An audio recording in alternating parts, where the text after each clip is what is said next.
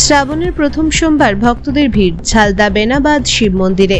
এ বিষয়ে পূজারী চন্দন ব্যানার্জি জানান, ঝালদা আনন্দবাজারে বেনাবাদ শিব মন্দির অবস্থিত। এই শিব মন্দির বহু প্রাচীন মন্দির, খুব জাগ্রত, তাই ভক্তদের ভিড়।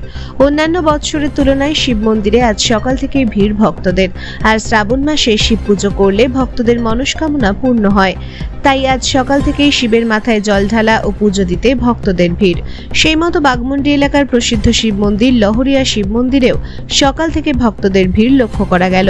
বাগমুন্ডি ছাড়াও ঝালদা, বলরামপুর, এমনকি ঝালদা থেকেও প্রতি বছরের মতো এবছরও পুণ্যার্থীদের ভিড় লক্ষ্য করা গেল। সকাল থেকে মোটামুটি 4টা থেকে একদম ভিড় আছে, এখানে খুব জাগ্রত। এখানে আশপাশে ঝাড়খণ্ড থেকে, আশপাশে দূর দূর থেকে সব লোক আসে জল ঢালে।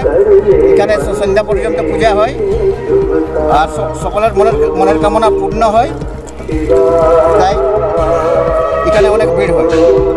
আচ্ছা, শ্রাবণ মাসে আজ প্রথম সোমবার। হ্যাঁ, প্রথম সোমবার আজকে। এই সময় জল ঢাল কি হয়? এই সময় অনেক ভিড়, এখানে মনস্কামনা পূর্ণ হয়। ভোলে বাবার পূজা করলে মনস্কামনা পূর্ণ হয়। আর এমনিতে তো 12 মাস পূজা হয়, সোমবারকে সোমবার অনেক ভিড় হয় এখানে।